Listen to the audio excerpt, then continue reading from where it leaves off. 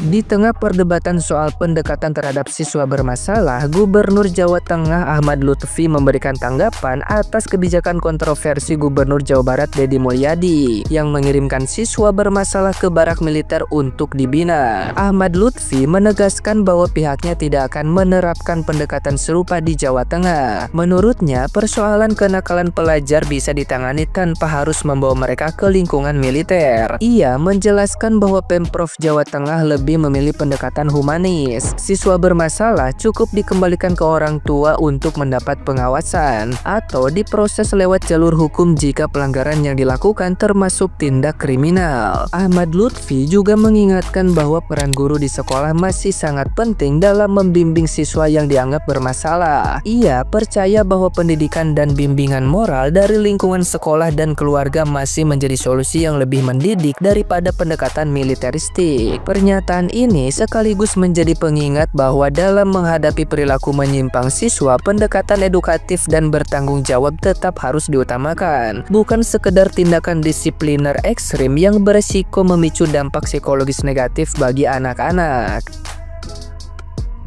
Nah, gimana nih menurut netizen yang terhormat? Silahkan berkomentar ya. Gak apa-apa Pak, namanya kebijakan mah pasti ada pro dan kontra, nggak bakal semuanya orang setuju. Ini kan anak-anak yang digini juga anak-anak yang orang tuanya sendiri udah nggak sanggup gitu, udah bingung mau ngadepin anak dengan cara apa. Ya pasti ada aja yang kagak setuju mah, banyak malahan. Tapi kalau kata Ella mah Pak ya, daripada Bapak ngurusin kebijakan pemimpin lain di provinsi lain, mendingan Bapak ngurusin kebijakan Bapak di provinsi Bapak. Gimana caranya provinsi yang Bapak pimpin bisa maju gitu. Kalau seandainya kebijakan pemimpin lain dirasa kurang tepat, ya udah Bapak lakuin kebijakan lain yang lebih menguntungkan gitu, yang lebih strategis supaya bisa diadaptasi lagi sama pemimpin-pemimpin lain. Kalau cuma komplain mah ngapain? Mendingan Bapak ngeluarin ide untuk provinsi Bapak supaya Indonesia ini menjadi lebih baik. Nantinya kan ide siapa yang paling bagus, bisa aja itu yang akan diterapin. Simpel banget ya di Jawa Tengah ini. Kalau anak-anak di bawah umur melakukan tindak pidana, tinggal dikembalikan aja kepada orang tuanya. Suruh dididik dengan benar. Terus kalau di atas umur, tinggal diselidiki aja. Kalau benar bersalah, ya tinggal masukkan ke dalam penjara. Simpel banget ya. Bukannya berpikir untuk mencari solusi supaya anak-anak remaja ini tidak melakukan tindakan pidana, malah menganggap aneh kebijakan yang dilakukan oleh Deddy Mulyadi. Deddy Mulyadi ini hadir untuk memberikan solusi kepada orang-orang tua ini agar anak-anak tidak melakukan kenakalan remaja, tawuran, mabok-mabokan dan lain-lain, supaya tindakan pidana itu tidak terjadi. Kok malah dianggap aneh?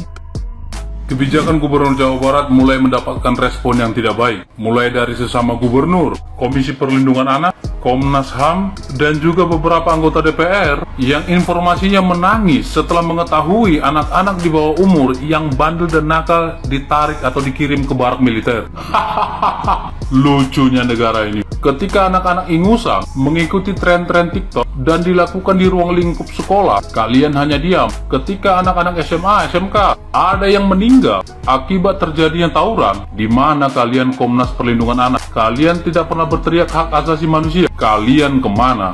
Ketika ada sebuah kebijakan seorang pemimpin daerah yang tujuannya demi menciptakan generasi-generasi mendatang yang lebih cerdas, lebih mandiri, lebih matang, dan pasti lebih berkualitas, disitulah kalian berteriak tentang perlindungan. Disitulah kalian berteriak tentang hak asasi. Seharusnya kalau kebijakan seorang pemimpin daerah tidak tepat, tidak benar, orang yang pertama menuntutnya adalah masyarakatnya dan orang tua, yang dimana anak-anaknya dikirim ke barak militer. Tapi anehnya, orang tua dari si anak mendukung. Orang tua si anak malah memberikan apresiasi dan berharap anaknya dibina, dididik, diubah mindset dan pola pikir agar menjadi generasi-generasi masa depan yang cerdas. Kalian malah tidak setuju. Negara macam apa ya? Panglima Angkatan Darat juga telah angkat bicara. Kenapa harus kaget? Hal-hal seperti ini sudah biasa. Bahkan di Indonesia ini sendiri juga ada sekolah yang menerapkan semi militer, yang dimana siswa-siswa atau murid-murid menjadi murid-murid yang cerdas dan berkualitas. Tolonglah, Sunda Empire, Nusantara kecil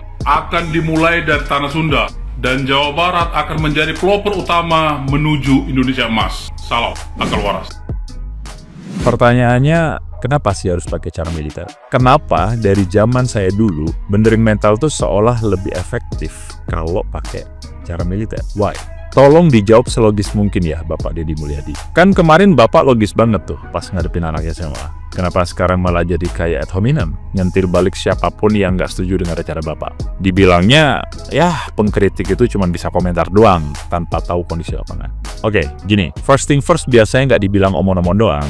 Saya mau cerita dikit ya. Tahun 2012, saya tuh punya komunitas yang fokusnya sebagai wadah buat anak-anak muda, utamanya mereka yang ngerasa tertolak dari lingkungan, bahkan dari keluarganya sendiri. Komunitas ini saya set up dari awal nggak bikin program yang muluk-muluk. Yang penting, mereka yang datang diterima dulu sebagai tamu sebaik-baiknya, apapun backgroundnya. Nah, karena saya ngebebasin siapapun bisa datang, jelas anak broken home ada, anak jalanan ada, anak putus sekolah ada, dari keluarga baik-baik pun juga ada. Intinya, selama mereka datang dengan baik, ya kita terima dulu, kita ajak ngobrol, dan biarkan mereka berbagi cerita. Nah, singkat cerita, seiring waktu, karena mereka ngerasa diterima, mereka mulai nyaman, kemudian saya tawarkanlah sebuah aktivitas. Pada saat itu, aktivitasnya adalah flash mob, tapi bukan cuma dance ya, yang biasanya kalian lihat di iklan-iklan. Saya berusaha menggali potensi dari masing-masing orang di komunitas tersebut. Saya kombinasikan beberapa talent, lalu jadilah sebuah show dan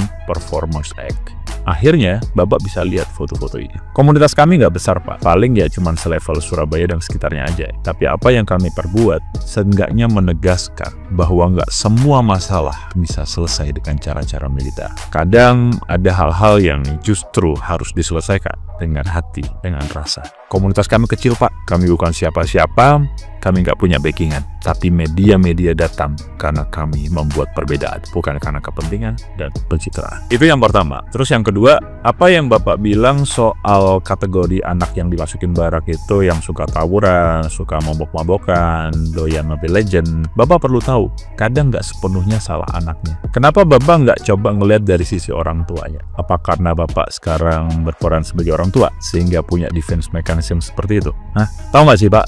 Kecanduan seperti tawuran, mabok-mabokan, atau mungkin game Mobile Legend, itu bisa disebabin trauma loh. Seorang anak yang punya trauma, kemudian dia nggak bisa handle traumanya, akhirnya dia cari coping stress, menemukan aktivitas atau perilaku baru, dia ngerasa nyaman, jadi kebiasaan, akhirnya kecanduan.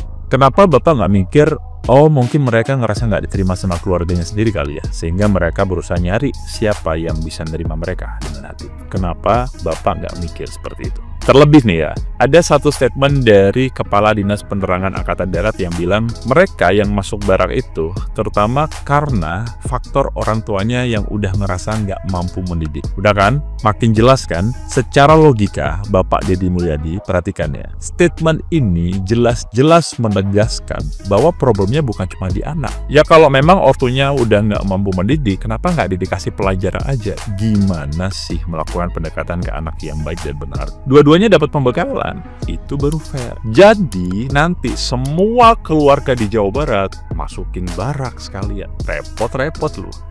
Kalau misalnya nih Bapak mau ngontar argumen saya lagi, kan Bapak suka gitu ya.